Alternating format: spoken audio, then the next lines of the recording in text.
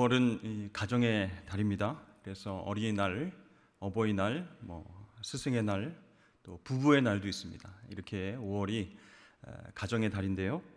여러분들 이제 어버이날에 우리 자녀들에게 선물 받으셨습니까?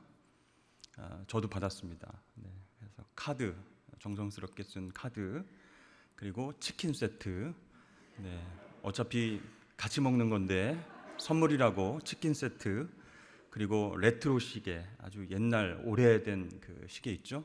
네, 굉장히 쌉니다. 네. 그렇지만 이렇게 어버이날이라고 챙겨주는 그 마음이 너무 감사해서 잘 받았습니다. 여러분, 지금까지 받아본 선물 중에서 무엇이 가장 기억에 남으십니까? 이제 어떤 분들은 이제 어버이날 때에 여러 가지 선물을 받게 되는데 그 중에서 현금 꽃다발이 제일 좋다. 네. 그것도 이렇게 이황 이렇게 그려진 거 말고, 네, 노란색 이제 현금이 꽃다발로 이렇게 되어 있는 선물, 그걸 제일 좋아한다, 이렇게 말씀하시더라고요.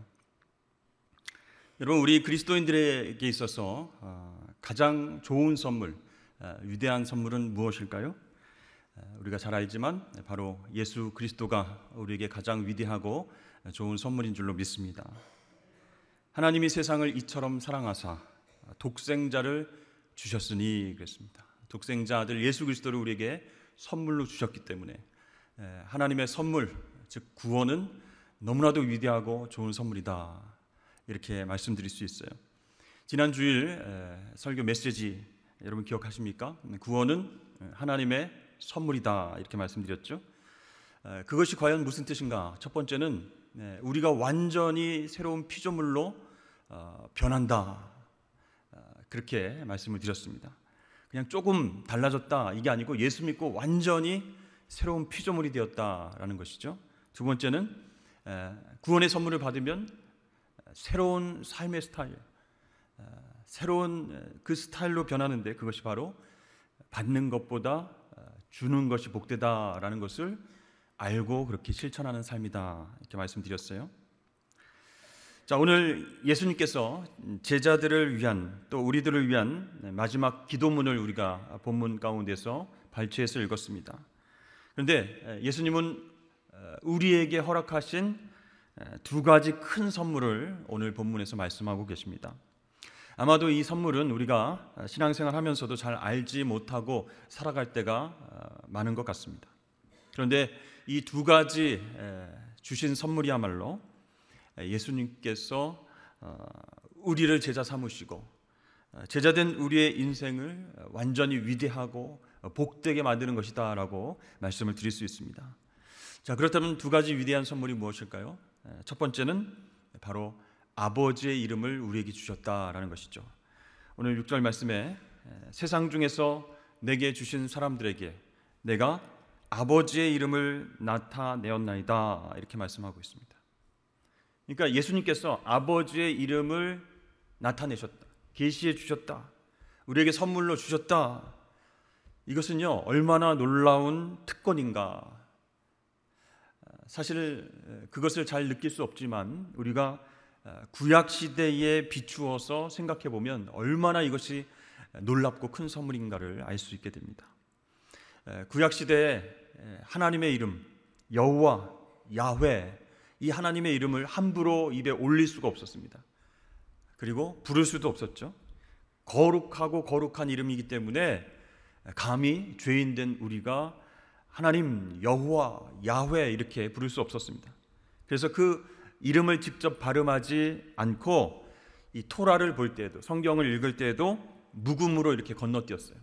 그러다가 그 하나님의 이름을 대신할 단어로 아도나이 이렇게 해서 그 단어를 선택해서 주님 이렇게 불렀습니다. 이 하나님이라고 하는 이름이 너무 거룩하고 거룩하기 때문에 감히 우리 입에서 부를 수 없었다는 것이죠. 그런데 하나님의 아들로 이 땅에 오신 예수님께서 제자들에게 기도를 가르치면서 이렇게 말씀하셨습니다. 예수께서 이르시되 너희는 기도할 때 이렇게 하라. 아버지여, 이름이 거룩히 여김을 받으시오며 나라가 임하시오며. 그러니까 하나님은 어떻게 부르라고요? 아버지여 이렇게 부르라고 예수님께서 기도를 가르쳐 주신 거예요. 여러분, 아버지라고 하는 그 호칭에 하나님의 하나님 되심의 그 속성이 다 들어 있습니다. 출애굽기 34장 5절에서 6절까지 말씀 우리 함께 읽어보겠습니다. 시작. 여호와께서 구름 가운데에 강림하사 그와 함께 거기 서서 여호와의 이름을 선포하실세 여호와께서 그의 앞으로 지나시며 선포하시되 여호와라 여호와라 자비롭고 은혜롭고 노하기를 더디하고 인자와 진실이 많은 하나님이라. 아멘. 자, 하나님 아버지 이렇게 부를 때 그 호칭 안에 하나님의 성품이 들어있는데 하나님 성품이 어떻다고요? 자비롭고 은혜롭고 노하기를 더디하시고 인자와 진실이 많으신 분이다, 이렇게 이야기하고 있습니다.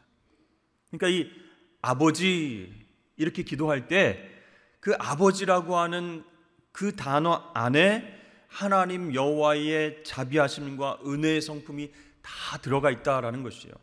노하기를 더디하시고 인자와 진실이 많은 그 하나님의 성품이 다 녹아져 있는, 함축되어 있는 단어가 아버지라는 단어입니다. 하나님께서 우리의 아버지 되심이 그렇게 소중하고 복된 일일 수 있는 이유는 그 사랑의 하나님께서, 인자가 많으신 아버지께서 우리를 어떻게 하신다고요? 지켜주신다라는 것입니다. 우리와 상관이 없는 분이 아니라 우리를 보호하시고 지켜주시고 복주시기를 원하신다라는 것이에요. 요한복음 17장 11절 말씀에 거룩하신 아버지여 내게 주신 아버지의 이름으로 그들을 보전하사, 이렇게 나와 있습니다. 그러니까 아버지 하나님이라고 하는 그 호칭 속에는 그 인자하고 사랑이 넘치고 노하기를 더디하시는 그 하나님이 우리를 보존하신다, 보호하신다, 그런 의미가 담겨 있습니다. 하청호 시인의 아버지의 등이라고 하는 시가 있습니다. 한번 들어보시죠. 아버지의 등에서는 늘 땀냄새가 났다. 내가 아플 때도, 할머니가 돌아가셨을 때도 어머니는 눈물을 흘렸지만 아버지는 울지 않고 등에서는 땀냄새만 났다. 나는 이제야 알았다. 힘들고 슬픈 일이 있어도 아버지는 속으로 운다는 것을, 그 속 울음이 아버지 등에 땀인 것을, 땀 냄새가 속 울음인 것을. 아버지의 등이라고 하는 그런 시예요. 우리 육신의 아버지는 가족들을 위해서 수고와 땀을 아끼지 않습니다. 그러면서도 내색하지 않는 분이에요. 어머니는 울고 감정을 막 표현하시지만 아버지는 땀만 흘리셨다. 나중에 알고 보니까 그게 속 울음이었다. 그것이 땀으로 드러났다. 이렇게 시인은 이야기하고 있어요. 그러니까 속 울음을 참아내면서 가족들을 보호하시고 지키신 분이 바로 우리 육신의 아버지다라는 거예요. 하물며 하늘의 하나님, 절대자, 전능자이신 하나님이 내 아버지가 되시니 얼마나 감사한 일입니까? 우리를 여러 가지 시험과 유혹과 아픔과 고통 속에서 보호해 주시고 그런 일을 당했을지라도 다시 일어설 수 있도록 인도해 주시는 분이 바로 우리 하나님 아버지이신 줄로 믿습니다. 그러니까 이 하나님을 아버지라고 부를 수 있도록 해주시는 것, 그것이 엄청난 복이 아니고 무엇이겠는가. 그래서 예수님은 오늘 요한복음 17장의 그 기도문에서 구원받은 하나님의 자녀에게 놀라운 선물을 주셨는데 그 중에 하나가 바로 아버지의 이름이다. 하나님 아버지 이렇게 부를 수 있도록 해주셨다라는 것이에요. 자, 여러분, 하나님께서 자기 자신의 이름을 아버지로 계시하셨다는 그 사실이 얼마나 위대하고 얼마나 복된 선물인지 우리가 깨달아야 됩니다. 그것을 경험하지 않으면 하나님 아버지 이렇게 기도하는데 감흥이 없는 거예요. 감동이 없는 거예요. 내가 어렵고 힘들고 슬픔 가운데 처했을 때 그 아버지가 손 내밀어서 나를 붙잡아 주시고 위로해 주시는 그 손길을 경험해야, 하나님을 인격적으로 경험해야 아버지 할 때 그 뜨거운 것이 올라올 수 있어요. 성경 속의 시편 저자들은요, 이렇게 찬양했습니다. 그 이름을 송축하라. 하나님 아버지라고 하는 이름을 송축하라. 이렇게 노래합니다. 그리고 그의 구원을 날마다 전하라. 이렇게 노래하고 있습니다. 그러니까 아버지의 이름이 얼마나 복된 이름인지 안다면 그 이름을 찬양하고 송축하고 그 이름을 전하라. 전능하신 하나님, 은혜로우신 하나님, 무소부재하신 하나님, 그 하나님이 나의 아버지 되신다라고 그 진리를 전하라. 이렇게 얘기를 하고 있어요. 이제 아버지의 아들로 오신 예수님은 우리에게 아버지의 이름을 부르듯이 아들 예수의 이름을 부르라고 우리에게 말씀하고 계십니다. 누구든지 주의 이름을 부르는 자는 구원을 받으리라. 로마서 10장에서 그렇게 말씀하고 계시죠. 하늘의 모든 특권을 버리고 낮은 땅에 오신 예수님, 자신의 목숨을 내어놓으시고 우리를 구원하신 예수님, 그분은 우리의 찬양과 경배를 받으시기에 합당한 분이신 줄로 믿습니다. 그래서 그의 이름을 통해서 온 인류가 구원을 얻게 하셨다라는 것이에요. 이제 우리는 예수님의 이름으로 기도하며 살아가는 하늘 아버지의 자녀가 되었습니다. 그래서 예수님의 이름으로 기도하는 모든 기도를 우리 하나님 아버지께서 들으신다는 거예요. 독생자 아들 예수 때문에 우리가 구원을 받았으니, 그의 핏값으로 우리를 사셨으니 예수의 이름으로 기도하면 양자 삼아주신 하늘아버지께서 그래 알았다 하고 그 기도에 응답해 주신다는 거예요. 모든 이름 위에 뛰어난 이름, 하늘에 있는 자들, 땅에 있는 자들, 땅속에 있는 자들, 그 모든 자들로 모든 무릎을 예수의 이름에 꿇게 하셔서 그분의 이름을 지고 있다면 어느 곳에서나 무엇을 하든지 승리할 수 있는 특권을 주신 줄로 믿습니다. 요한복음 14장 13절에서 14절 말씀입니다. 너희가 내 이름으로 무엇을 구하든지 내가 행하리니 이는 아버지로 하여금 아들로 말미암아 영광을 받으시게 하려 함이라. 내 이름으로 무엇이든지 내게 구하면 내가 행하리라. 아멘. 그렇습니다. 하늘 아버지께 영광을 돌려드리기 위해서 우리가 예수의 이름으로 구하는 것을 응답하겠다 이렇게 약속하신 거예요. 그러니까 이 예수의 이름 얼마나 귀합니까? 하나님을 아버지다라고 부를 수 있도록 허락하신 것도 감사한데, 독생자 아들 예수를 십자가에서 우리 죄를 위해서 대속시키시고 부활시키셔서 그 예수의 이름으로 구하는 것을, 기도하는 것을 응답해 주시겠다라고 약속하시니까 얼마나 감격스럽습니까? 천하 사람 중에 구원을 받을 만한 다른 이름을 주신 일이 없다라고 말씀하셨습니다. 그렇습니다. 우리가 사랑하는 사람들, 이웃들, 친척들, 주님을 알지 못하는 그들에게 예수의 이름을 전해야 할 이유가 여기에 있다라는 것이에요.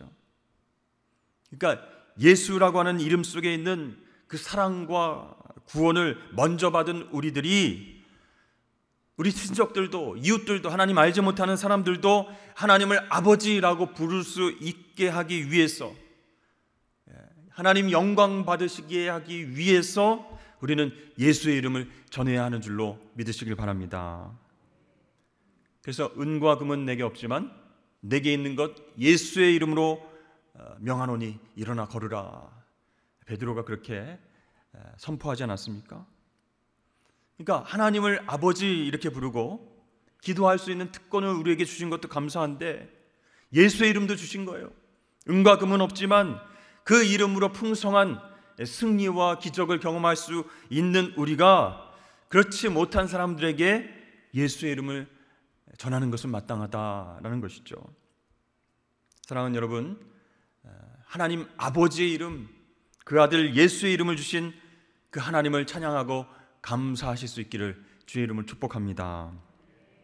그렇게 그 이름을 높이면서 그 이름을 전할 수 있는 저와 여러분 되시기를 바랍니다.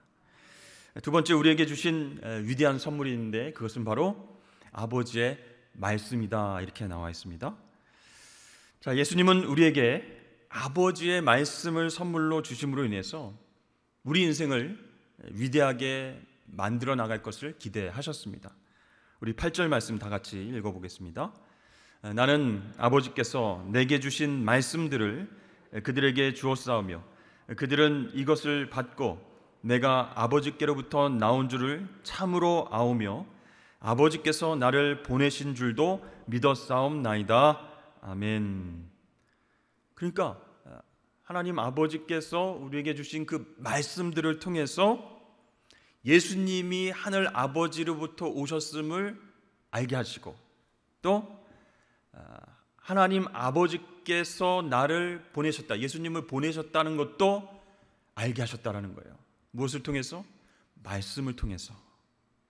그러니까 이 하나님 말씀을 근거로 해서 하나님이 보내신 구세주가 바로 예수님이다라는 것을 알게 되었다라는 것이에요. 이 말씀을 통해서 우리는 예수님을 믿게 되었다라는 거예요. 이 말씀으로 말미암아 우리 인생이 다시 태어나고 새로운 피조물이 되고 하나님 자녀로서의 특권을 누리고 살고, 그리고 정말로 놀라운 경험, 특별한 경험을 하게 되었다라는 것이죠. 베드로전서 1장 23절 말씀에 너희가 거듭난 것은 썩어질 씨로 된 것이 아니요 썩지 아니할 씨로 된 것이니 살아있고 항상 있는 하나님의 말씀으로 되었느니라. 아멘. 그렇죠? 썩지 아니할 씨, 영원히 변치 않는 그런 진리, 하나님의 말씀으로부터 너희가 거듭남을 경험할 수 있게 되었다라고 말씀하고 있습니다. 그렇습니다. 이 하나님의 말씀을 우리가 선물로 받았기 때문에 그 말씀을 통해서 예수님이 하나님의 아들이신 줄 우리가 확실히 믿게 되었다. 그러니까 이 하나님 말씀이 얼마나 큰 선물입니까? 놀라운 선물이죠. 그래서 우리는, 하나님의 자녀들은 말씀 사모함을 통해서 영적인 성숙을 경험하게 되어 있다라는 것입니다. 우리가 믿음으로 구원받았는데 천국 가겠지 하면서 하나님 말씀과 점점점 멀어진 삶을 살면 안 된다라는 거예요. 전혀 성장이 없게 된다라는 거예요. 썩지 아니할 씨, 진리 되신 하나님의 말씀으로 우리가 거듭났기 때문에 그 말씀을 계속 공급받아야 영적으로 성장할 수 있다라는 것입니다. 이렇게 순전하고 신령한 젖을 사모하고 구원에 이를 수 있도록 자라게 된 것, 그것이 하나님의 은혜인데 바로 하나님 말씀 때문에 우리가 그렇게 될 수 있다라는 것이죠. 자, 여러분 한번 생각해 보십시오. 하나님께서 당신의 말씀을 우리에게 선물로 주시지 않았다면 어떻게 되었을까? 기록된 하나님의 말씀, 이 성경이 이 세상에 없다면 여러분, 저와 여러분은 어떻게 신앙생활 할 수 있었을까요? 교훈과 책망과 바르게 함과 의로 교육받을 수 있을까요? 없다는 거예요. 하나님의 성품과 하나님의 구원 계획과 예수님의 십자가 죽으심과 부활이 하나님의 뜻이었음을 우리가 말씀이 없었으면 깨닫지 못한다는 겁니다. 여러분, 하나님 말씀이 없는 교회를 한번 생각해 보십시오. 아찔합니다. 그렇죠? 강대상에서 정말 재미있는 이야기, 정말 입담을 가지고 또 심리학에 기반한, 철학에 근반한, 역사에 기반한 그런 재미있는 이야기가 강대상에서 계속 흘러나왔을 것입니다. 하나님의 말씀이 없는 교회와 하나님의 말씀이 없는 성도들을 우리는 상상할 수 없다는 것이죠. 정말로 어지럽고 죄악되고 무질서한 세상을 경험하며 살면서도 그 하나님 말씀을 듣고 보지 못하기 때문에 돌이킬 수도 회개할 수도 없는 삶을 살게 되지 않을까 싶습니다. 어려서부터 가졌던 신앙을 저버리고 방황하며 살던 한 청년이 있었습니다. 그는 방탕한 쾌락 가운데에 몸을 던졌습니다. 그래서 이 세상의 쾌락이란 쾌락은 다 맛보며 살았어요. 심지어 이단에 빠지기도 했습니다. 내가 예전에는 복음을 듣고 하나님 말씀을 알았지만 이단은 과연 어떤 곳인가 호기심에 그쪽으로 따라간 것이에요. 그런데 거기엔 삶의 해답이 없었습니다. 허무하고 너무나 지쳐 있었던 어느 날 집 밖 마당에서 아이의 소리가 들렸습니다. 어떤 소리냐면 톨레레게 톨레레게 이런 소리가 들렸어요. 그것은 무슨 뜻이냐면 집어서 읽으라, 집어서 읽으라 그런 뜻이에요. 근데 이 청년이 아니 무엇을 집어서 읽으란 말인가 이해할 수 없었어요. 창밖을 보니까 아이들이 없는 것 같아요. 근데 그때 오랫동안 읽지 않고 방치해온 책상 위에 성경이 눈에 들어왔습니다. 그리고 나서 성경을 펴서 로마서 13장 11절부터 14절까지 말씀을 읽게 되었습니다. 거긴 이렇게 기록되어 있습니다. 또한 너희가 이 시기를 알거니와 자다가 깰 때가 벌써 되었으니 이는 이제 우리의 구원이 처음 믿을 때보다 가까웠습니다. 밤이 깊고 낮이 가까웠으니 그러므로 우리가 어둠의 일을 벗고 빛의 갑옷을 입자. 낮에와 같이 단정히 행하고 방탕하거나 술 취하지 말며 음란하거나 호색하지 말며 다투거나 시기하지 말고 오직 주 예수 그리스도로 옷 입고 정욕을 위하여 육신의 일을 도모하지 말라. 정말 오랜만에 성경을 탁 집어서 펼쳤는데 이 로마서 13장 말씀이 나왔고 그 말씀을 읽는 순간 이 청년의 인생이 완전히 변화됐습니다. 기독교 역사상 가장 위대한 사상가요 신학자인 성 어거스틴이 탄생하는 그런 순간이었습니다. 그러니까 하나님의 말씀이 그 인생을 완전히 바꿔버렸다라는 것이죠. 미국 역사상 미국 사람들이 가장 존경하고 사랑하는 대통령 1위가 누구일까요? 바로 에이브러햄 링컨입니다.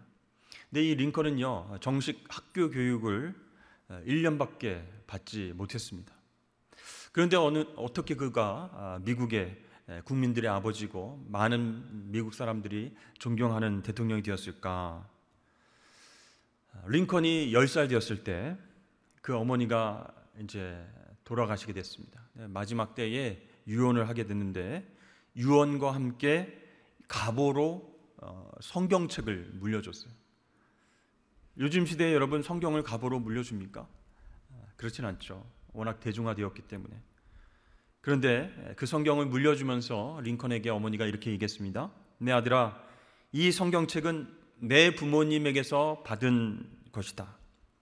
내가 여러 번 읽어서 굉장히 낡았지만 우리 집의 값진 보배이다. 엄마는 너에게 100에이커의 땅을 물려주는 것보다 이 한 권의 성경을 물려주는 것을 더 기쁘게 생각한다. 너는 성경의 사람이 되어다오. 그리고 하나님과 이웃을 사랑하는 사람이 되어다오. 이것이 나의 마지막 부탁이다. 이렇게 링컨에게 유언을 남기고 성경을 물려주었습니다. 링컨이 나중에 성경에 손을 얹고 대통령 취임 선서를 한 후에 내가 대통령이 된 것은 바로 이 책 때문이었습니다. 이렇게 고백했습니다. 그러니까 링컨 대통령의 인생을 위대하게 만든 것은 무엇이에요? 바로 하나님의 말씀, 성경이었다라는 것입니다. 히브리서 4장 12절 말씀에 하나님의 말씀은 살아있고 활력이 있어 좌우의 날선 어떤 검보다도 예리하여 혼과 영과 관절과 골수를 찔러 쪼개기까지 하며 또 마음의 생각과 뜻을 판단하나니. 이 하나님의 말씀이 이런 능력이 있는데요, 그 능력 있는 말씀을 우리에게 선물로 주셨다라는 것입니다. 아버지의 이름과 하나님의 말씀을 우리에게 선물로 주셔서 그 말씀의 능력을 경험하면서 살 수 있도록 그런 놀라운 선물을 주셨다라는 것이죠. 여러분, 하나님의 말씀은 살아있는 말씀인 줄로 믿습니다. 과거형이 아니라는 거예요. 언제나 현재형이에요. 홍해를 가르셨던 하나님의 능력, 그것이 옛날 기적이 아니라 현재 우리 삶 속에서도 여전히 일어나는 기적이다라는 것이에요. 이 하나님의 말씀이 시간적으로 2000년 전에 오래전에 기록되었다 할지라도 이 하나님의 시간에서 보면 오늘 쓰인 것과 같다라는 거예요. 그러니까 크로노스, 수평적인 그 시간에 살고 있는 우리는 과거, 현재, 미래 이것이 분명하게 존재하지만 수직적인 시간, 카이로스의 주인이신 하나님께서는 과거도 현재고 현재도 현재고 미래도 현재이기 때문에 바로 영원하신 하나님의 말씀은 바로 지금 오늘 여기에서 역사하신다라는 것이에요. 그래서 하나님의 말씀은 살아있다라고 히브리서 4장에서 그렇게 증거하고 있는 것입니다. 살아있다. 그리고 두 번째로 뭐예요?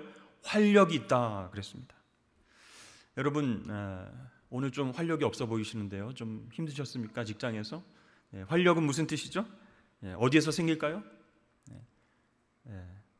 어디에서 막 활력이 생깁니까? 자신이 좋아하는 일을 할 때 활력이 생기는, 눈이 바짝바짝 빛나고 막 집중하고 막 에너지가 넘치고. 근데 여러분 모습을 보니까 활력이 없는 것으로 봐서 여러분들이 좋아하지 않는 예배에 참석한 것은 아닐까 이렇게 목사로서 좀 걱정이 되긴 합니다만, 이 활력이라고 하는 것은 자신이 좋아하는 일을 할 때 생기는 거예요. 적극적이고 창의적이고 탁월한 그런 능력을 발휘하게 하는 힘이 활력이라고 할 수 있어요.